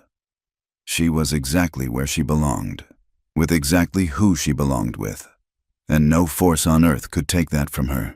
As the sun set over the mountains, painting the sky in shades of gold and rose, Sarah leaned into Jack's embrace and watched their neighbors, their friends, dancing on the ground where the barn had burned. From ashes came new growth, from sorrow came joy, and from two broken people had come something whole and strong and enduring as the land itself. 2 years had transformed the McKenna Ranch, now the Dalton Ranch, into something Sarah's grandfather would have been proud to see. Where once stood a burned barn, a larger, sturdier structure now sheltered 30 head of cattle and 6 horses. The vegetable garden had expanded into neat rows that supplied not only their table, but also the Saturday market in town. Most remarkably, the wild cattle that roamed the deep canyons had become Sarah's particular project. "You're going to get yourself killed," Jack said for the 100th time as Sarah adjusted her rope. They sat mounted at the edge of Skeleton Canyon, where the feral longhorns had taken refuge. "Those cattle are worth a fortune if we can bring them in," Sarah replied, checking her gloves. "Besides, you taught me to rope. I taught you to rope fence posts and cooperative calves, not wild bulls that haven't seen humans in years." But Sarah had inherited her grandfather's eye for cattle and her father's stubborn streak. She'd studied these ferals for months, learning their patterns, their moods. More importantly, she'd discovered something others missed. They responded to patience, not force. "Watch," she said, and began to hum. It was an old lullaby her mother used to sing, low and repetitive. Jack thought she'd lost her mind until he saw the big brindle bull lift his head from the scrub grass, ears forward, curious rather than aggressive. Over the following weeks, Sarah perfected her method. Each day she'd ride to the canyon, humming or singing softly, leaving grain in strategic places. The wild cattle began to associate her voice with food, with safety. Jack watched in amazement as animals that would charge any cowboy who came close began following Sarah like enormous, horned dogs. "I'll be damned," Sam Pritchard said when he saw her lead 6 ferals into the home corral without a single rope thrown. "How'd you manage that?" "Patience," Sarah said simply. "And a good singing voice." Word spread quickly through the valley. Sarah Dalton had a way with the wild ones, could gentle cattle that others had given up on. Ranchers began bringing her their problem animals, the bulls too mean to handle, the cows that wouldn't let anyone milk them. Sarah worked with each one, and more often than not, sent them home manageable. But success brought its own challenges. The ranch was thriving, but they needed more hands. The solution came from an unexpected source, Jack's past. Sarah was checking the account books one evening when she heard horses approaching. Jack went to the door, then stopped cold. "Frank?" His voice was disbelieving. A grizzled man dismounted, his face split by a careful grin. "Hello, Jack, been a while." Frank Morrison, it turned out, had ridden with Jack in their bounty hunting days. "Heard you'd gone respectable," he said over dinner. "Had to see it for myself." "What he's not telling you," Jack said to Sarah, "is that he saved my life more than once. And he saved mine." Frank countered, "Figure that makes us even." His expression grew serious. "Truth is, I'm getting too old for the hunting life. Thought maybe you could use an extra hand." Sarah studied him, the careful way he moved, favoring his left side, the deep lines carved by wind and weather, the steadiness in his eyes. "Can you work cattle?" "Ma'am, I can work anything with 4 legs and most things with 2. She glanced at Jack, saw his slight nod. Room and board plus wages, trial period of 1 month. Frank proved as good as his word. He had a gentle hand with horses and a surprising talent for carpentry. More importantly, his presence freed Jack to expand their operations. traveling to other towns to broker cattle deals while Sarah managed the ranch. The first major contract came from the Army for 2 days' ride north. They needed beef for the soldiers, and they needed it regular. Sarah negotiated the terms while Jack handled the logistics. Their first delivery of 20 head brought in more money than the ranch had seen in years. "We should celebrate," Jack said when they returned from the successful delivery. "We should save it," Sarah countered, but she was smiling. Maybe just a small celebration. The small celebration turned into an impromptu party when neighbors heard about the Army contract. Mary Walsh brought pies. The Pritchards brought fiddle music. And even the minister came to offer congratulations. Sarah stood on her porch, watching Jack dance with little Amy Walsh while Frank regaled a group with tales that were probably half true. This was what she'd dreamed of in those dark months alone. Not just survival, but life. Full, rich, complicated life. Winter arrived early that year, with snows that buried the fences and temperatures that made working outside brutal. They lost 2 calves to wolves and nearly lost Frank when he got caught in a blizzard checking the far pastures. Sarah and Jack found him half frozen, huddled against a rock outcrop with his horse. "Damn fool," Jack muttered as they got him back to the house. "What were you thinking? Going out in weather like that?" "Cattle needed checking," Frank said through chattering teeth. "That's what you pay me for." Sarah tended his frostbite with the same care she'd once shown Jack's bullet wound. "What we pay you for is to use good sense," she said firmly. "Dead ranch hands are notably poor at their jobs." Frank laughed, then winced as feeling returned to its fingers. "Yes, ma'am. I'll try to stay alive." The incident bonded them closer. Frank was no longer just a hired hand but family. The brother Jack had never had, and the uncle figure Sarah hadn't known she needed. When spring came and he offered to move on, they wouldn't hear of it. "This is your home now," Sarah said, "for as long as you want it." Frank's eyes misted, something he'd deny if asked. "Might be I'll take you up on that." Spring brought new challenges. A disease swept through the valley's cattle, striking seemingly at random. Sarah watched neighbors lose half their herds, waited in dread for it to reach them. When the first of their cows showed symptoms, fever, stumbling, refusal to eat, Sarah quarantined her immediately. She spent hours in the barn, nursing the sick animal with remedies her father had taught her. Herbs and careful feeding. "You can't save them all," Jack said gently as she sat exhausted beside the sick cow. "I can try." Her efforts paid off. While others lost dozens of head, Sarah lost only 3. Her mixture of isolation, traditional remedies, and sheer determination had made the difference. Dr. Brennan from town heard about her success and rode out to see for himself. "What did you use?" he asked, examining her surviving cattle. Sarah showed him her notes, the careful records she'd kept of symptoms and treatments. The doctor's eyes widened. "This is remarkable. You've documented everything.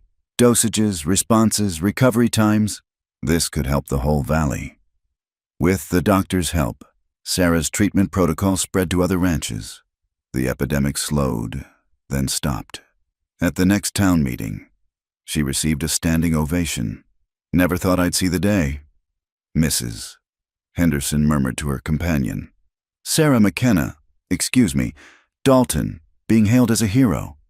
But Sarah's greatest triumph was yet to come. The wild cattle she'd been gentling were ready for market, and she'd heard rumors of a big buyer coming through Cheyenne, someone looking for hardy stock to start a ranch in Montana. "It's risky," Jack warned as they prepared the drive. "These ferals are calm enough here, but on the trail, they'll follow me," Sarah said confidently. "They trust me now."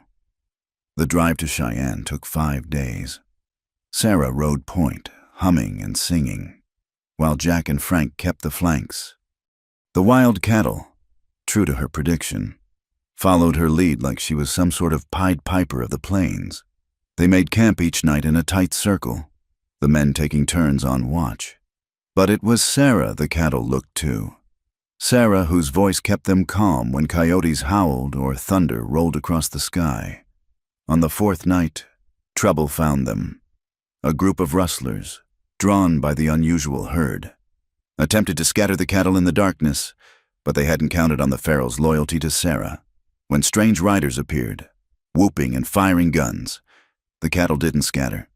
They circled, protecting Sarah like she was one of their calves. The lead bull, the big brindle she'd first gentled, actually charged one of the rustlers, sending horse and rider tumbling. Jack and Frank joined the defense, and the rustlers quickly decided easier prey existed elsewhere.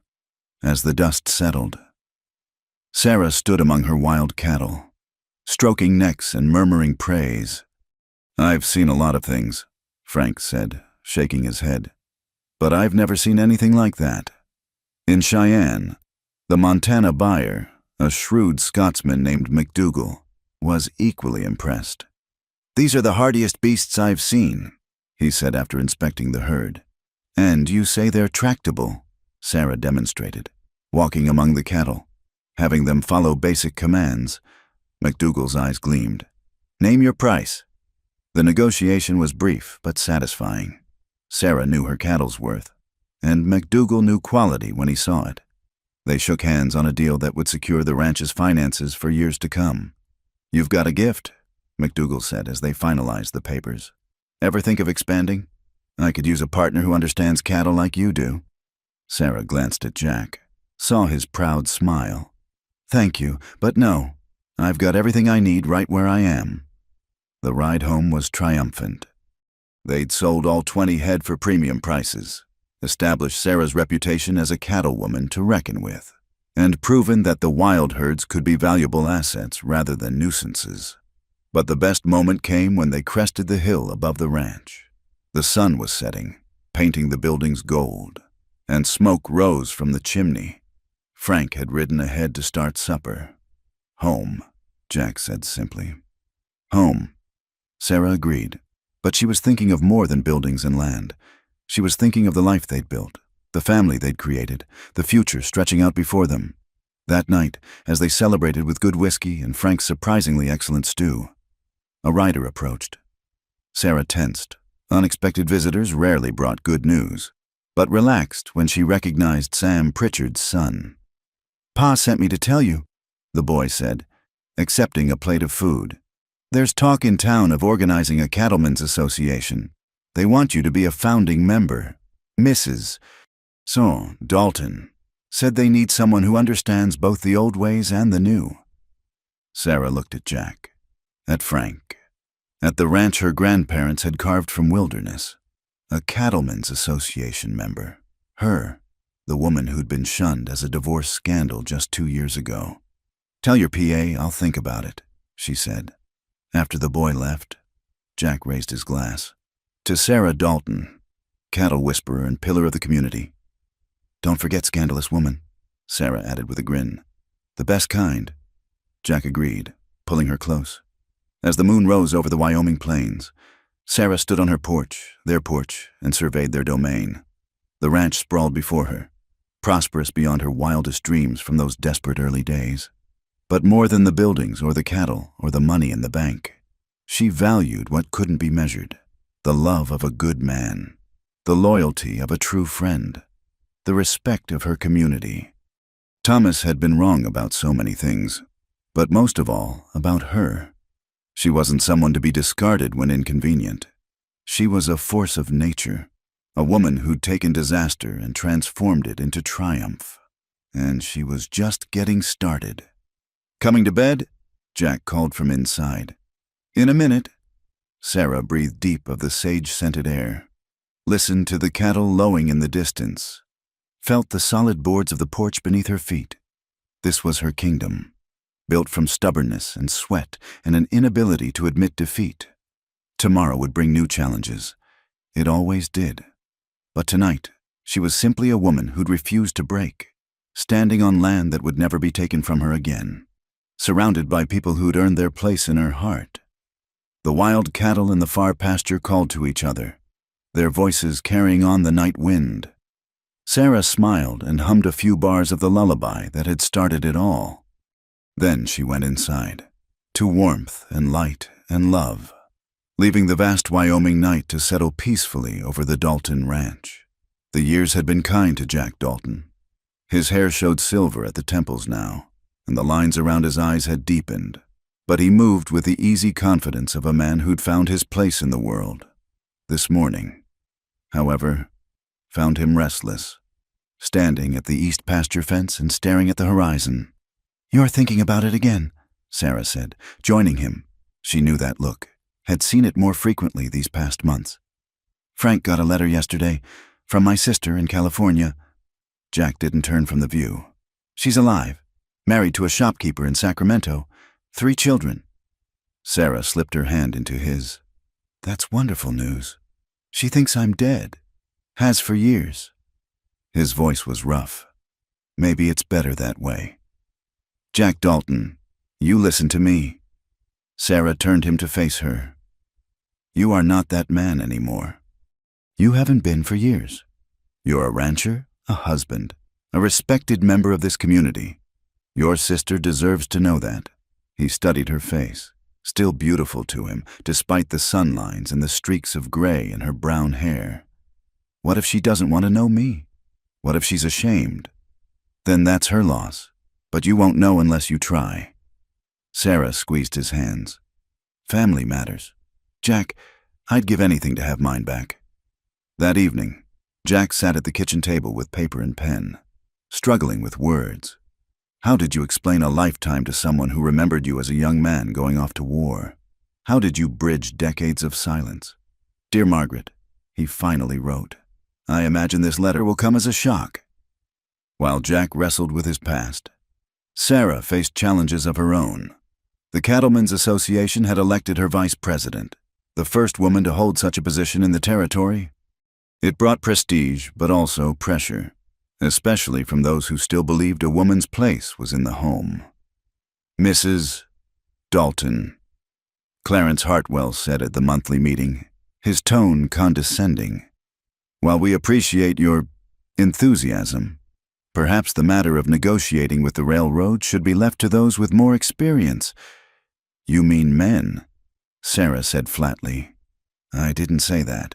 You didn't have to." She stood, addressing the room. "Gentlemen, I've built my herd from nothing to one of the largest in the valley.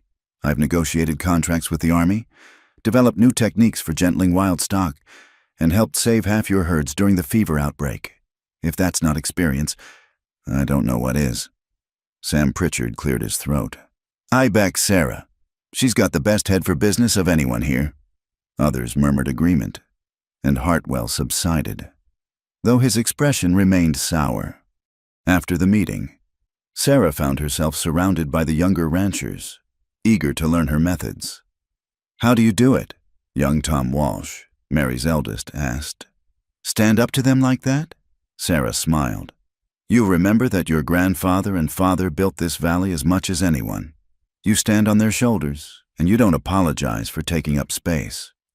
The railroad negotiation proved to be Sarah's greatest test yet.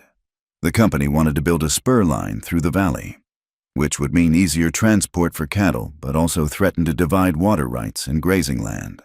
The ranchers were split, some seeing only dollar signs, others worried about losing control of their land. Sarah spent weeks studying maps, consulting with lawyers, and developing a proposal that would benefit everyone. When the railroad representatives arrived, 3 men in city suits who looked at her like she was some curiosity, she was ready. "Gentlemen," she said, spreading her maps on the table, "I believe we can come to an arrangement that serves both our interests." They tried to patronize her, to go around her to the men in the room, but Sarah held firm, and the other ranchers, even Hartwell, backed her. By the end of the day, they had a deal that brought the railroad through while protecting water rights and guaranteeing fair shipping rates for all ranchers. "Not just the largest." "I underestimated you," Hartwell admitted afterward. "That was fine work." Sarah accepted his grudging respect with grace, but inside she glowed. Not for herself, but for what it meant. Change was coming to the valley, and she was helping to shape it. Jack's letter to his sister brought a response faster than expected. Margaret's handwriting was shaky with emotion. "My dearest brother, for years I've mourned you, and now to find you alive and well. Please, you must visit. My children should know their uncle." I should know the man you've become. We should go, Sarah said when Jack showed her the letter. Frank can manage the ranch for a few weeks. We? You think I'd let you face this alone? She kissed his cheek. Besides, I've never seen the ocean. They made the journey by railroad, a novel experience for both. Sarah watched the landscape change from plains to mountains to the lush valleys of California with wonder. Jack grew quieter with each mile, until she had to take his hand to stop it from trembling. Sacramento was bigger than either had imagined, bustling with commerce and construction. They found Margaret's shop, Colvin's Dry Goods, on a respectable street near the river. Jack stood frozen outside. I can't. You can. Sarah straightened his coat, smoothed his hair. I'm right here. A bell chimed as they entered. Behind the counter, a woman looked up, older, grayer, but unmistakably Jack's sister in the set of her jaw and the gray eyes that widened in recognition. Jack, she whispered. Hello, Maggie? The reunion was tearful, complicated, beautiful. Margaret's children, 2 boys and a girl, stared at this uncle they'd never known existed. Her husband, a kind man named Henry, shook Jack's hand warmly. She's talked about you for years, he said quietly. Wondered if you'd survived the war. Where you'd gone, this means everything to her. They stayed a week, sharing stories and bridging years of separation. Margaret didn't judge Jack's past. She was just grateful to have her brother back. The children warmed to him quickly, especially when he showed them rope tricks and told carefully edited stories of the frontier. You've done well, Margaret said on their last evening, watching Jack help her youngest with his letters. And Sarah, I can see how much she loves you. You deserve that happiness. I don't know about deserve, Jack said, but I'm grateful for it every day. The journey home was lighter, Jack's shoulders no longer carrying the weight of that unfinished business. They returned to find the ranch thriving under Frank's care and a stack of correspondence waiting, including an unexpected letter. Thomas McKenna had been caught in Denver. Would Sarah come to testify at his trial? No, was Jack's immediate response. He's done enough. We don't need to dig that up again. But Sarah stared at the letter, remembering those desperate early days, the fear, the struggle. I think I do need to, not for revenge, but for, she searched for words, completion, to see him face justice for what he tried to do. Jack understood. Some wounds needed witnessing before they could fully heal. The trial was brief. Thomas, stripped of his fine clothes and smooth words, looked smaller than Sarah remembered. He tried to catch her eye as she testified, but she looked past him, speaking clearly about the harassment, the hired guns, the burned barn. When it was over, Thomas sentenced to 5 years for conspiracy and destruction of property. Sarah felt nothing but emptiness. She'd expected satisfaction, vindication. Instead, she just felt tired. He's just a sad, grasping little man, she said to Jack as they left the courthouse. I gave him so much power over my life. And for what? He's nothing. No, Jack agreed. But what you built from what he left, that's everything. They returned home to find the ranch buzzing with activity. The Army contract had been renewed with increased orders. 3 more families had asked Sarah to work with their wild cattle. The Cattlemen's Association had voted to fund a school, with Sarah leading the committee. Life was full, rich, demanding. Some nights Sarah fell into bed exhausted, wondering how she'd gotten from that desperate woman in a leaking house to this. But when Jack pulled her close, when she heard Frank snoring from his room down the hall, when she thought of the cattle in the pastures and the respect in her neighbor's eyes, she knew exactly how, one stubborn day at a time. The letter came on a Tuesday, delivered by a young man in an expensive suit. Sarah was in the garden, dirt under her nails, when he found her. Mrs. Sarah Dalton? Yes. My name is James Prescott. I represent the McDougal Land and Cattle Company. Mr. McDougal sends his regards and this proposal. Sarah read the letter twice, unable to believe it. McDougal wanted her as a full partner in a new venture. establishing ranches across Montana, using her methods for gentling wild herds. The financial terms were staggering. He's particularly interested in your documentation practices, Prescott continued. He believes your approach could revolutionize cattle ranching in difficult territories. That night, Sarah showed the letter to Jack and Frank. They read it in silence, understanding what it represented. Wealth beyond imagining. Influence across territories. A legacy that would outlast them all. But we'd have to leave, Frank said quietly. This place, these people, or, Jack said, thinking, we could do it differently. Consult, teach others the methods, but keep our base here. McDougal gets what he wants, and we keep what matters. Sarah looked between the two men who'd become her world, then out the window at the land that had shaped her. We've been offered a lot of opportunities to leave, she said. Funny how we never take them. Because this is home, Jack said simply. Because this is home. She agreed. She wrote to McDougal that night, proposing a modified partnership. She would train his people, document her methods, even travel to Montana periodically. But the Dalton Ranch would remain her base, her heart, her truth. His response was swift and positive. A woman who knows her own mind and won't compromise her principles for money. I suspected as much. Your terms are acceptable. The news spread through the valley like wildfire. Sarah Dalton, partner in a territorial enterprise. The woman who'd been left with nothing now courted by powerful men for her expertise. Mrs. Henderson, of all people, summed it up best. I was wrong about you, Sarah. We all were. You've shown us what's possible when someone refuses to accept the limitations others put on them. That night, Sarah stood on her porch, their porch, looking out at the empire built from heartbreak and determination. Jack joined her, as she knew he would, and Frank wasn't far behind, bringing coffee laced with whiskey. To partnerships, Frank toasted. To family, Jack amended. To tomorrow, Sarah added. And whatever it brings. They drank, watching the stars emerge over land that had tested them, shaped them, and ultimately redeemed them.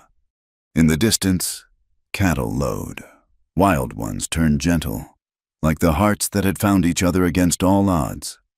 Sarah thought about Thomas, imprisoned by his own greed, about the townspeople who'd whispered and judged and eventually accepted, about the wild cattle that everyone said couldn't be tamed, now following her voice across the plains. Most of all, she thought about transformation, how the worst moments of life could become the foundation for the best, how broken people could build something whole, how love could grow in the most unlikely soil. No regrets? Jack asked, reading her mood as he always could. None, Sarah said firmly. Every step led here, even the painful ones, especially the painful ones. The harvest celebration of 1891 was the grandest the valley had ever seen. Sarah stood on the newly built platform outside the town hall, watching couples spin across the makeshift dance floor. Chinese lanterns swayed in the evening breeze, casting warm light over faces she'd known through triumph and hardship.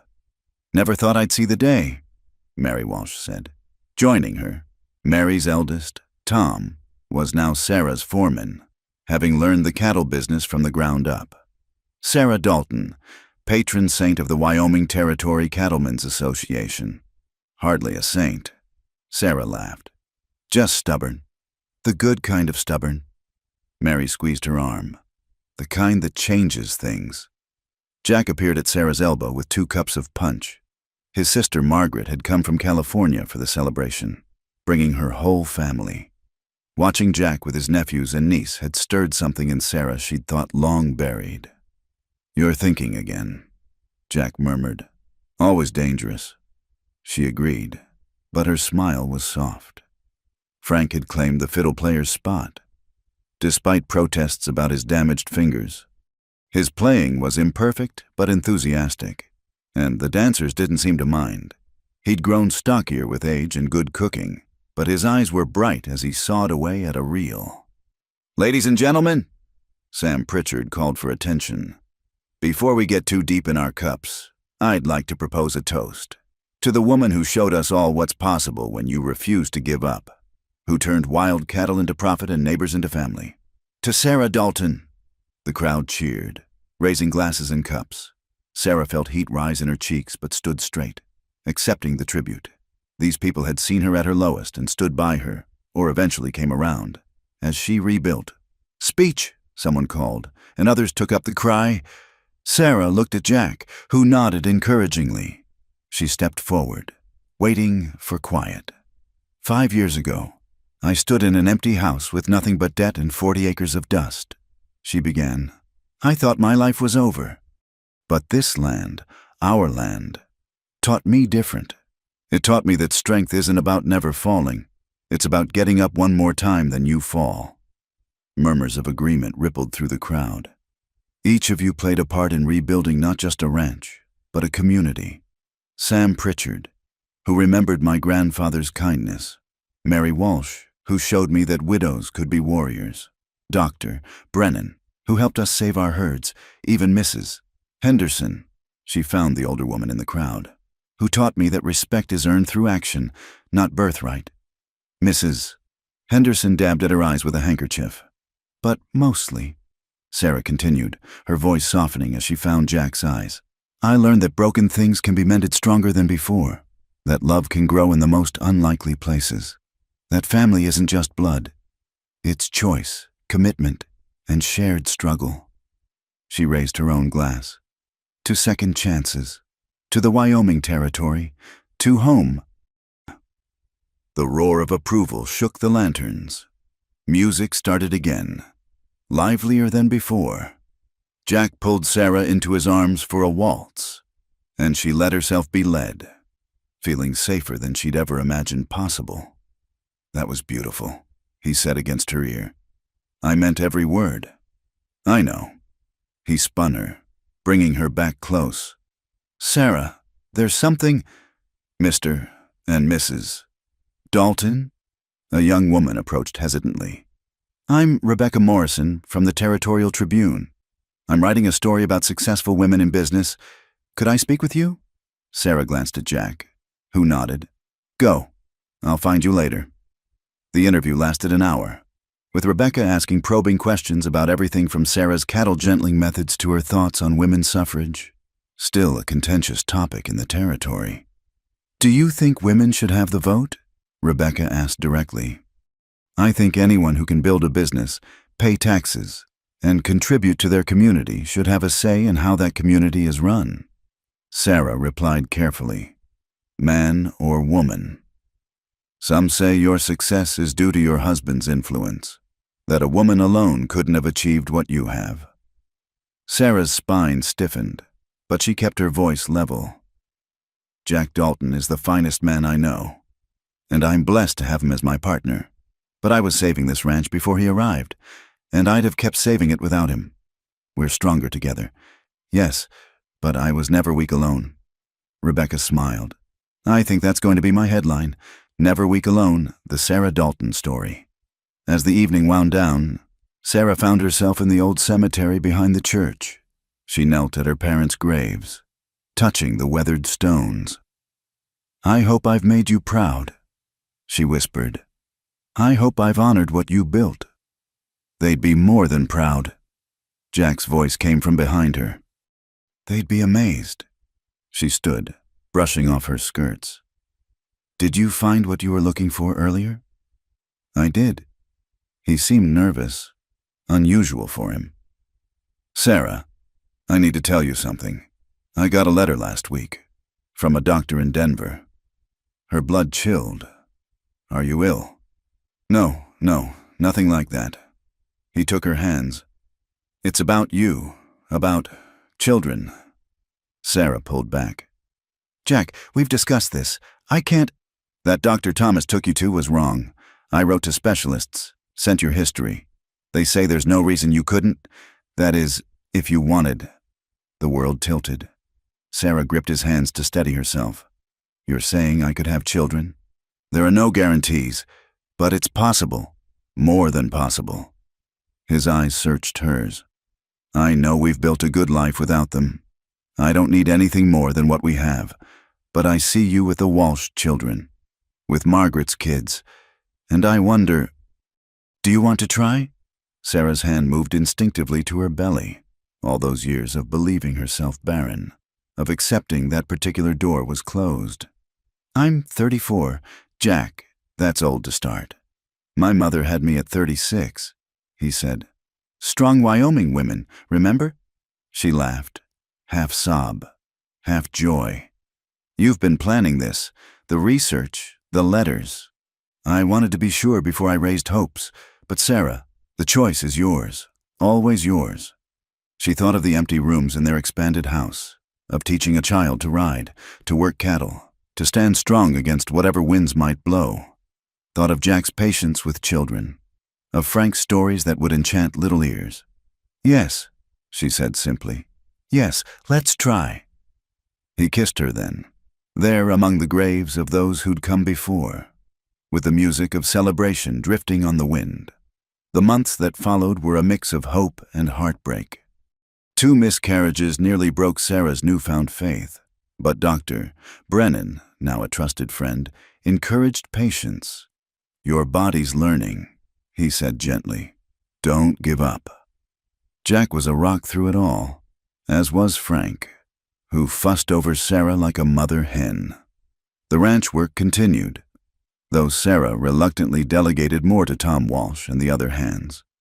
It was a cold December morning when she knew something was different, had been for weeks, but she'd been afraid to hope. Doctor Brennan confirmed it with cautious optimism. Everything looks good, he said, but you'll need to be careful. Rest more than you think you need to. Rest? Sarah laughed.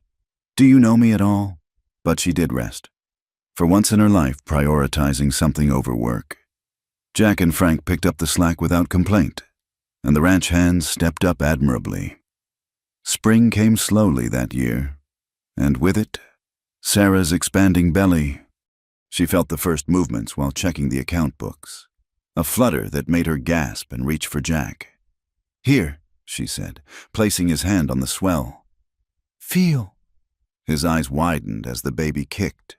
Strong already. Definitely your child. Our child, she corrected. The birthing was hard. 2 days of labor that tested every ounce of Sarah's considerable strength. Jack paced the hallway like a caged wolf, while Frank wore a groove in the porch boards. But when the baby's cry finally split the air, all the pain vanished. Sarah held her daughter, perfect, pink, with a cap of dark hair and her father's gray eyes. Elizabeth, she whispered. Elizabeth Margaret Dalton, after Jack's wife and sister, she explained to Frank when he was finally allowed in. The older man's eyes suspiciously wet as he held the baby with infinite gentleness. She's perfect, he said roughly. Just perfect. The valley celebrated Elizabeth's arrival as if she were everyone's child. Gifts poured in, quilts and clothes and carved toys. Mrs. Henderson herself knitted a christening gown of such beauty that Sarah cried. Every child needs beauty in their life.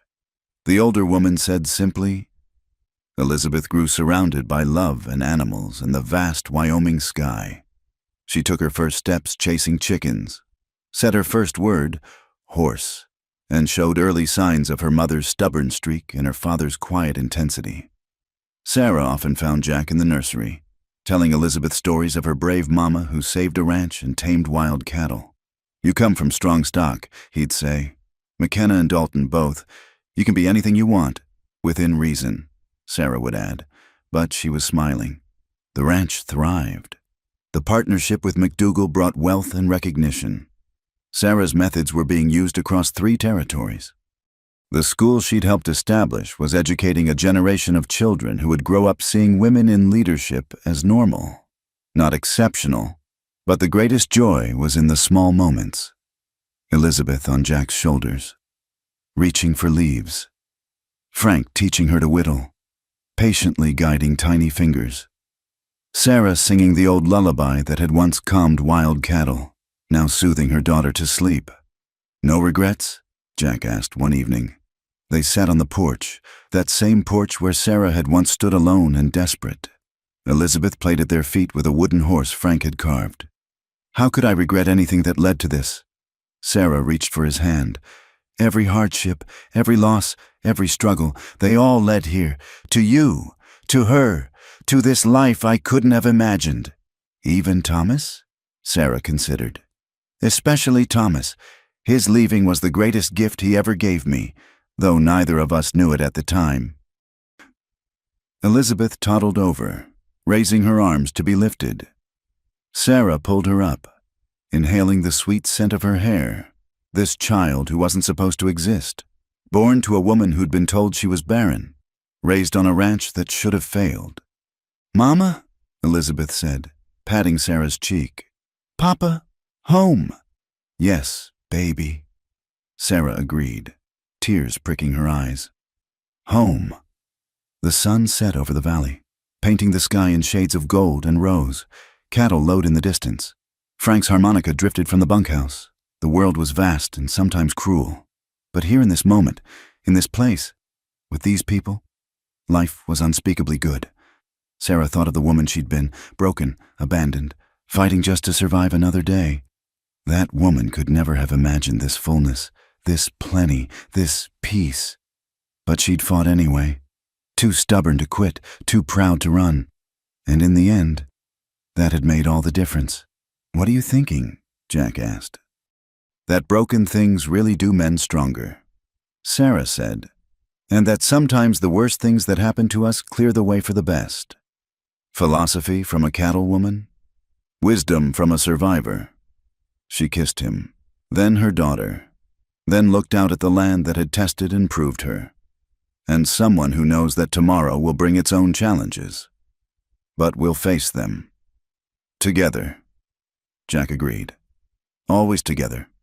As stars emerged in the darkening sky, the Dalton family sat in peaceful contentment, 3 lives intertwined by choice and chance, by hardship overcome and love discovered.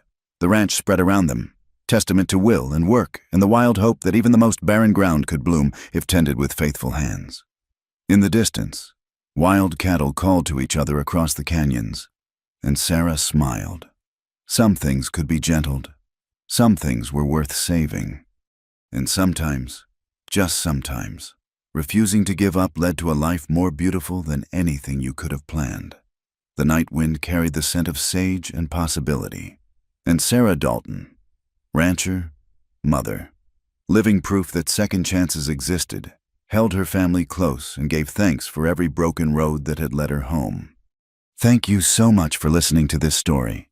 If you've made it this far, you've joined Sarah on her incredible journey from heartbreak to triumph.